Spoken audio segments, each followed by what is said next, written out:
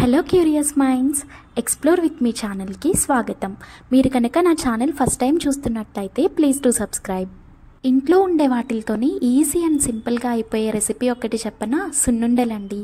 సున్నుండలు చేయడం కోసం నేను 2 కప్స్ మినపగుళ్ళు తీసుకున్నాను, 1 కప్ షుగర్ తీసుకుంటున్నాను అండ్ 1/2 కప్పు బియ్యం యాడ్ చేస్తున్నా.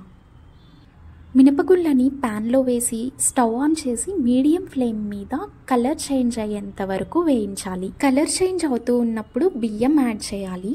బియ్యం యాడ్ చేయడం మూలన అడ్వాంటేజ్ ఏంటి అంటే సున్నుండలు నోటికి చుట్టుకోకుండా ఉంటాయి. This is step 1. రెండింటిని కలిపి బ్రౌన్ కలర్ వచ్చేంత వరకు వేయించాలి. బ్రౌన్ కలర్ నుండి బ్లాక్ కలర్ ట్రాన్స్ఫార్మ్ అయ్యేలోపు మనం స్టవ్ ఆఫ్ చేయాలి. కరెక్ట్గా ఇదే టైంలో మనకి కమ్మటి స్మెల్ వస్తుంది అనమాట. ఇది స్టవ్ ఆఫ్ చేయాలని indication. This is step 2. Stove off చేసి మినపగుళ్ళు చల్లారిన తర్వాత మిక్సీ జార్లోకి తీసుకొని మెత్తగా గ్రైండ్ చేయాలి. పట్టుకొని చూస్తే సాఫ్ట్గా ఉండాలన్నమాట. పంచదారని కూడా పౌడర్ చేసుకోవాలి. ఇది కొంచెం బరకగా ఉండేలా చేసుకోవాలి. ఇప్పుడు ఈ రెండింటిని మిక్స్ చేసి కొంచెం కొంచెం నెయ్యి యాడ్ చేస్తూ కలుపుకోవాలి. నెయ్యి ఒకేసారి యాడ్ చేయకూడదు.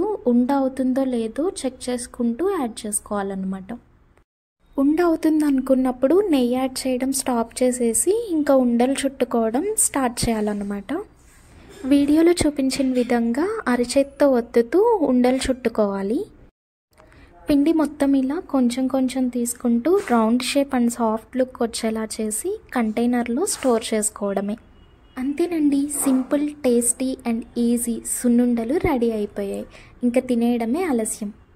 మీకు ప్రాసెస్ నచ్చితే మీరు ఒకసారి ట్రై చేసి చూడండి. ఎంతో టైం పట్టదు.